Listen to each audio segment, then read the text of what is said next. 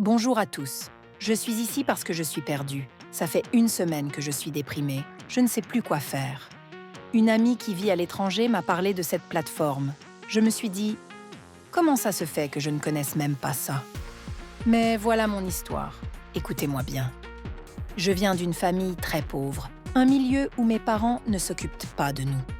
Ma mère, c'est le genre de femme qui sort avec ses amis, fait la fête toute la nuit dans son bar qu'elle tient. Elle ne se soucie pas de savoir si on existe, si on vit ou pas. Elle nous laisse comme ça. Mon père, lui, c'est pire. Tout ce qui porte une jupe, il veut le goûter. C'est pour ça que ma mère l'a quitté. Ils ne nous ont jamais élevés.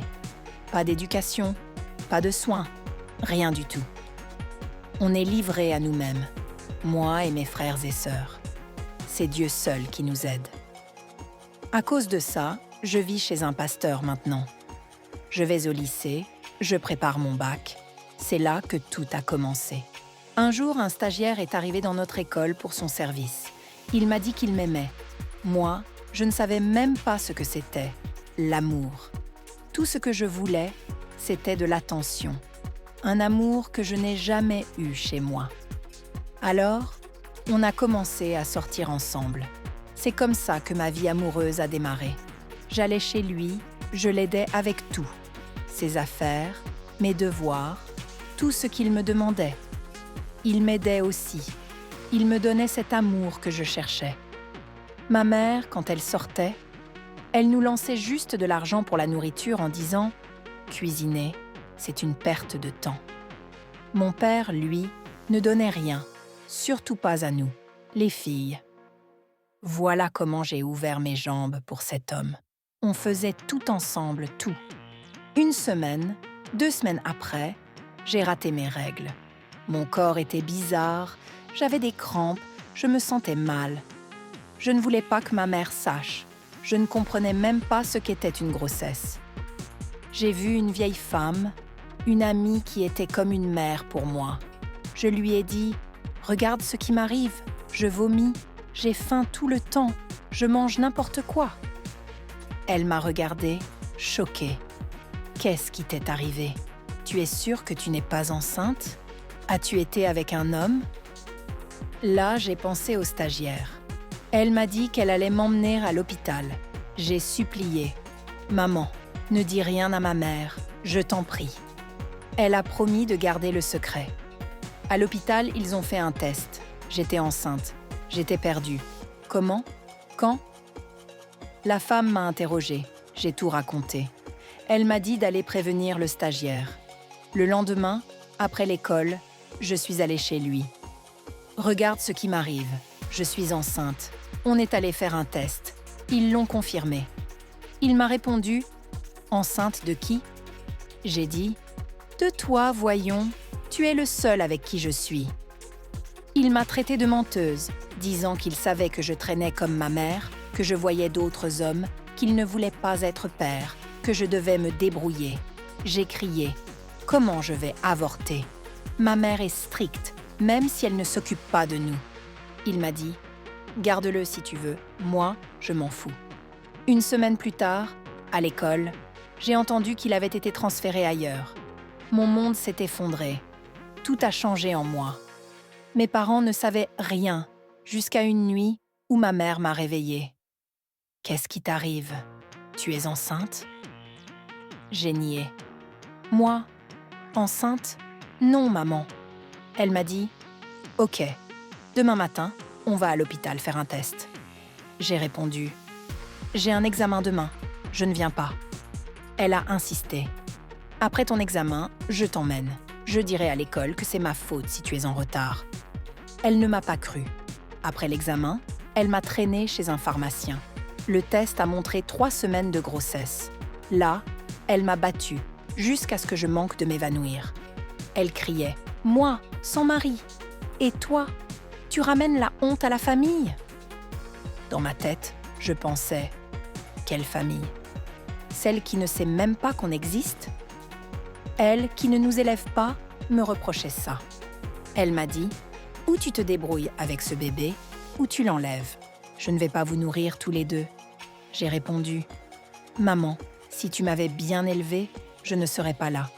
J'ai juste cherché de l'amour ailleurs. Et voilà où j'en suis. » Elle m'a dit d'aller avorter, mais j'ai refusé. Mon père a commencé à venir au bar de ma mère le matin avant qu'on parte à l'école. Ils riaient ensemble. Je me disais, peut-être qu'ils se remettent ensemble. Jusqu'à un samedi soir où il m'a appelé avec ma mère. Il m'a dit « Je sais que tu es enceinte.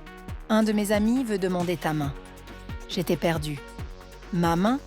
Je suis enceinte d'un autre et quelqu'un veut m'épouser ?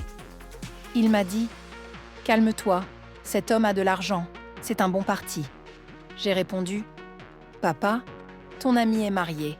Sa femme l'a quitté à cause de son caractère. Il est assez vieux pour être mon grand-père. Comment veux-tu que je l'épouse ?» Ma mère s'est levée. « C'est lui, ou je ne te donne plus rien, ni nourriture, ni soins pour ton bébé. » J'ai dit « Ok, faites ce que vous voulez. » Une semaine, elle m'a laissée sans rien. Je perdais du poids, le bébé me fatiguait, je vomissais tout. J'allais chez la vieille femme pour manger. 2 semaines, ma mère s'en fichait de savoir si j'étais vivante, alors que je vivais chez elle et préparais mon bac. Une nuit, je n'en pouvais plus. Si je continuais à faire la tête dure, je risquais de mourir avant d'accoucher. J'ai appelé ma mère et mon père, qui étaient là. « Ok, je vais épouser cet homme, mais à une condition, laissez-moi passer mon bac d'abord. » Ils ont accepté, ont organisé une réunion avec la famille de l'homme. Ils ont décidé qu'ils viendraient payer la dot juste après mes examens. Dès lors, ma mère a commencé à s'occuper de moi. Argent pour les soins, hôpital, tout ce que je demandais. Elle faisait semblant de se soucier de moi. On a fini le bac. Le dernier jour, ma mère m'a dit « Aujourd'hui, c'est ton dernier examen. La semaine prochaine, ton futur mari vient payer ta dot. » J'ai répondu « Pas de problème. » Tout le monde était content, sauf moi. Je pleurais en silence à l'école. Personne ne savait que j'étais enceinte. Mon ventre ne se voyait pas encore. Je priais pour que le stagiaire revienne, s'excuse, m'emmène avec lui, même si je ne le connaissais pas vraiment. Mais rien. Le jour est arrivé, cette vieux baba, l'ami de mon père, est venu avec sa famille pour demander ma main. J'ai fait semblant d'être intéressée. Ils ont tout fait. Et me voilà mariée. Il m'a emmenée chez lui. Il prenait soin de moi, me donnait tout. Hôpital, shopping, tout ce que je voulais. À 9 mois, j'ai accouché d'un beau garçon qui ressemble à son père, le stagiaire. Ma mère n'est pas venue, juste mon mari et ma sœur. Mon plan, c'était de ne pas aimer cet homme. Une fois le bébé assez grand, je voulais m'enfuir avec lui, recommencer ailleurs où personne ne me connaît. Mais après l'accouchement, cet homme a montré son vrai visage, celui qui avait fait fuir sa première femme. Il me battait pour rien. Si je faisais quelque chose de bien pour lui plaire, il me frappait encore plus, comme une enfant. Lui, 55 ans, moi, 20 ans, et il me battait tous les jours. Mon visage, on dirait celui d'une femme de 30 ans à cause de cette vie. Je ne l'aime pas, il m'énerve, je l'évite. Quand il veut coucher avec moi, je dis non, il me dégoûte. Mais à 2 ans de mon fils, je suis tombée enceinte de lui. Je ne sais pas comment c'est arrivé, je ne voulais pas. Il m'insulte, dit que mes parents ne m'aiment pas, qu'ils m'ont vendue pour de l'argent, que sans lui, il m'aurait chassée avec ma grossesse non désirée. Il me rappelle que c'est lui qui m'a sauvée. J'ai pleuré à mes parents. Ils m'ont dit « C'est le mariage, endure, aucun mariage n'est parfait. » J'ai répondu à ma mère « Si aucun mariage n'est parfait, pourquoi tu n'es pas restée avec ton mari? Pourquoi tu me laisses souffrir comme ça, moi, ta première fille ?» Elle m'a dit de me taire, que j'ai de la chance d'être avec un homme riche. J'ai crié « Regarde-moi, 20 ans, on dirait 30, tu es fière de ça ?» Elle m'a répondu qu'elle était contente, qu'elle avait gagné de l'argent avec ce mariage. J'ai dit « Ok, je suis fatiguée, tellement fatiguée. » Chaque jour, je pleure, je prie pour que cette grossesse disparaisse, pour un fausse couche, ou que Dieu descende et force cet homme à me chasser. Je veux juste prendre mon fils et fuir, mais rien ne se passe. Je suis confuse. Je ne sais plus quoi faire. Tout ça à cause d'un amour que mes parents ne m'ont pas donné. J'ai essayé avec un homme, il s'est enfui, et eux m'ont vendu pour de l'argent. Moi, leur fille, je souffre, et ils disent que c'est normal. Je suis épuisée, je veux vivre pour mon fils, sortir de cette maison. Je ne sais pas comment. Peut-être empoisonner cet homme et fuir ? Je ne veux pas son argent, juste ma liberté. Ce mariage me tue. Je n'aime pas cet homme. Aidez-moi. Donnez-moi des conseils. Je suis en prison ici, pire que chez mes parents. Je suis à bout. Sauvez-moi.